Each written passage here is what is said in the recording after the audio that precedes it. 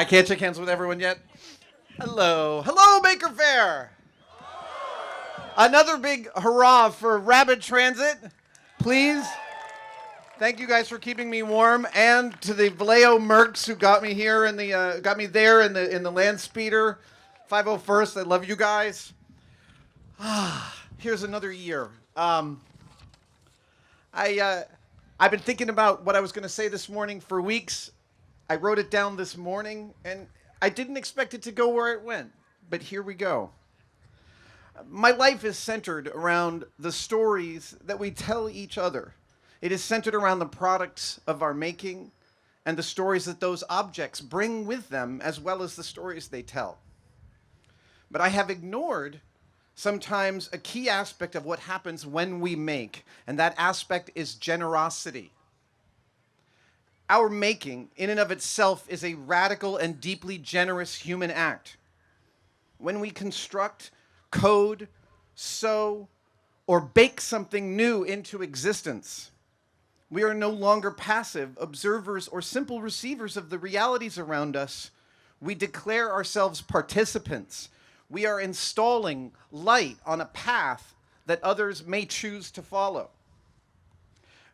Whenever we put something into the world that didn't exist, we're trying to solve a problem that we see. It might simply be how to paint a portrait of a person in front of us, or it might be how to elicit a specific emotion with sound.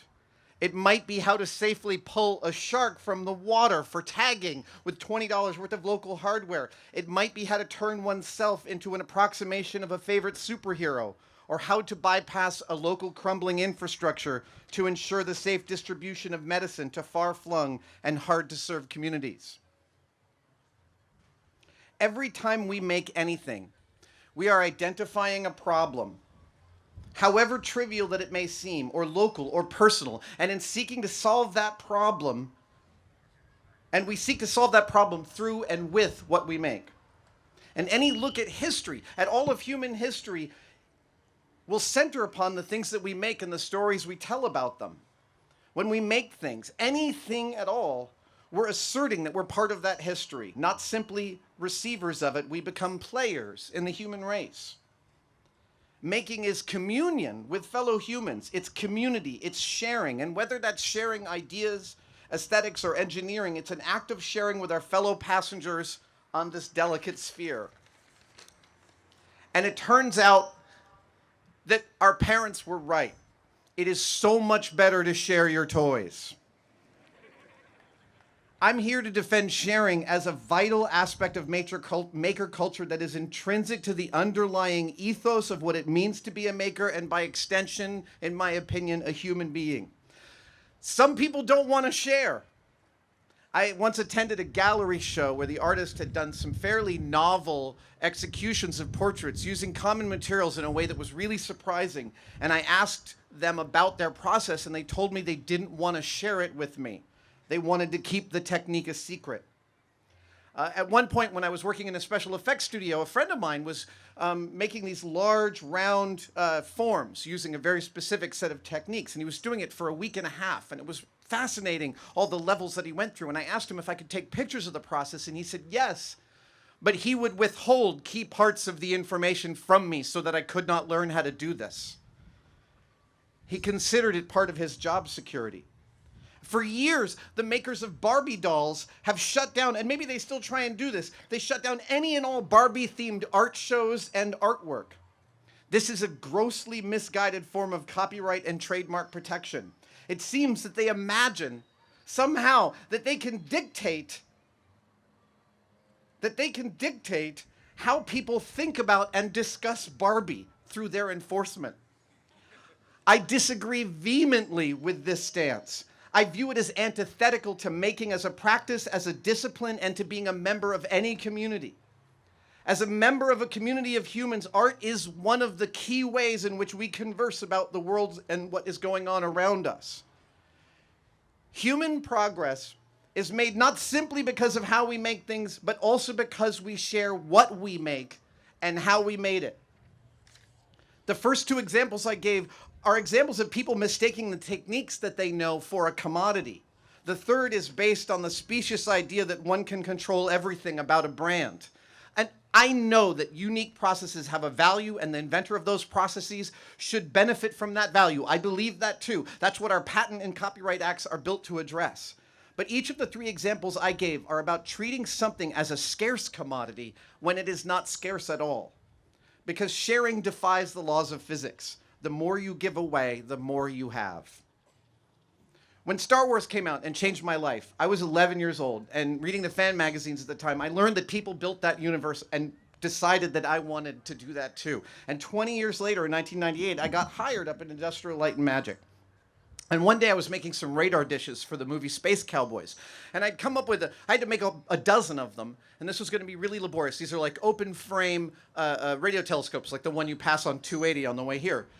And I came up with this new method of doing it, which was I laser cut out the wireframe, and then under the heat lamp of a vacuum former, I slumped it into a very specific radar dish shape. And my friend Lauren Peterson, who's one of the original Industrial Light and Magic model makers from Star Wars and Empire, came by my desk and he said, "What are you doing? That looks really cool." And then he went and told some of my coworkers about it. And for the rest of the day, everyone filed past my desk to learn this new technique. The institution that was the model shop was imbibing my new execution and learning it and keeping it in its pocket for future reference. And I wasn't special in this regard at all. Every time a new process was brought in or someone came up with a new way to do something, that procedure was repeated. And the subtle institutionalization of the sharing and knowledge and about building was one of the single best things about working in that model shop. When we over-commodify around the things that we make, we mistakenly assert that we are solely responsible for this thing. Again, I'm not against getting paid for your good work and benefiting from your inventions, but our Congress is right at this second contemplating extending copyright to almost 140 years past the creation. And this is all because Disney doesn't want Mickey Mouse to drift into the public domain. Walt Disney deserved all of the fruits of his labors, but being able to commodify a creation indefinitely and even infinitely is bad for culture and it's bad for the world.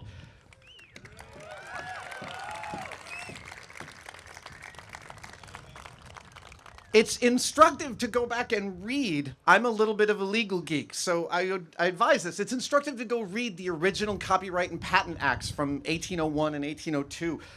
They're Googleable. They're actually quite readable. But our founding fathers state really clearly in them that a creator should totally benefit from a limited monopoly over the fruits of their labors, but that after a reasonable period, that monopoly over those efforts should expire. This is so that society can benefit from taking that idea, learning from it, tearing it apart, breaking it down, and putting it back together in new and different ways. This is literally how human progress is made. And the point of human progress isn't to make money forever from every useful invention. It's to make the world a better place than we left it.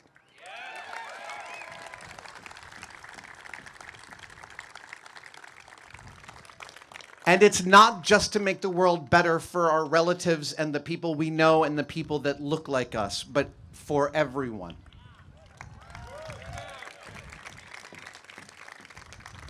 Working together to solve our common and uncommon problems and share resources is how to do that. Share what you've got and what you've done. And now my sunglasses don't have close-up, so I have to look at this. Let's see.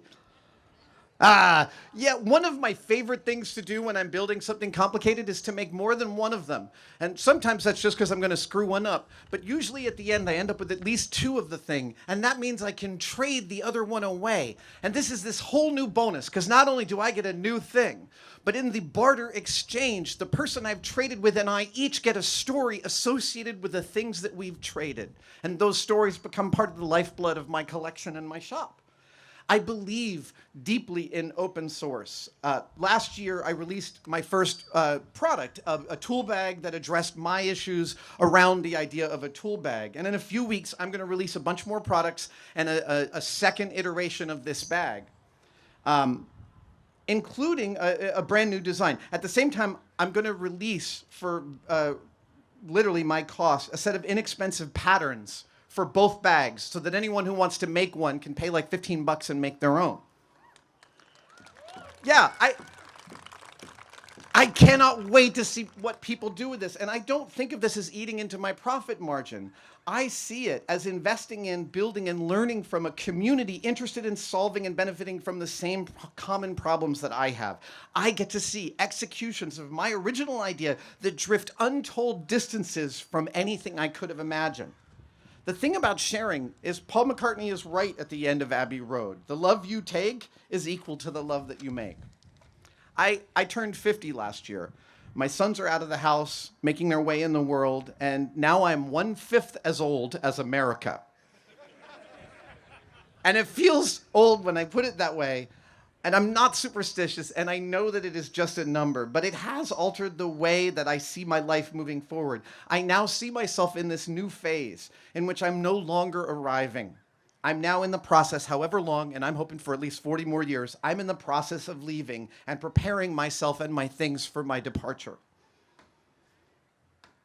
I had dinner with one of my oldest friends a few weeks ago, and I told him these thoughts, and he's just, nobody knows me better than him and the 3 or 4 people that I was bouncing around New York with in the 80s. And he said, "Oh, buddy, it's totally true. We're all dying and we have to pass everything on."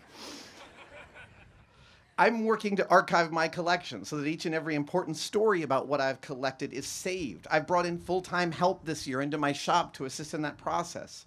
I've started getting rid of the things that I don't need to hold on to anymore, giving them away. eBay, Craigslist, family and friends. I'm looking at the things I have with a more critical eye. I seek to keep only the objects that I consciously want to be a steward of, and everything else should go to someone who can use it. But mostly, I see it as incumbent on me to share what I have learned constantly and through every medium I get to play in. This is the story I'm telling. So again, I say, let's share what we've got and what we've learned. Let's pay respect to our teachers by being teachers, by passing on what we know and admitting what we don't, by being honest about the wrong roads we went down to get to our destination, the shameful mistakes as well as the impossible luck. There's another super important way that we can share. We can share our ears. We can listen.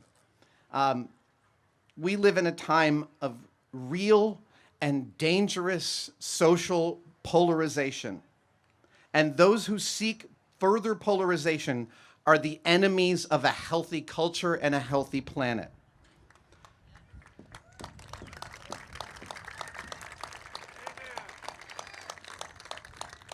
Shutting out the voices of other humans has never been a path to achieve greatness. It is the way we have achieved harm and death and despair. We can start to eliminate that polarization by listening. All anyone seeks from an interpersonal connection is to be seen and to be heard. And we are living in a time when it is more important than ever to listen to those whose experience is outside yours. It's also more possible, and it has never been more important, to hear what their world is like and what kind of problems they're trying to solve, because those problems might be different than yours. But by really engaging in the experience of others, and by others, I specifically and especially mean those at the margins of society and of your experience, you'll see that at the core we are all still similar. That's the lesson from sharing your ear and letting others share their stories. We all love our kids and our families and our partners and our friends. We all seek to find spots of real grace in the middle of and around the edges of the noisy business of making our way in the world. And we are all here for too brief a time, and yet together we can get so much more done. So let's get started. Thank you.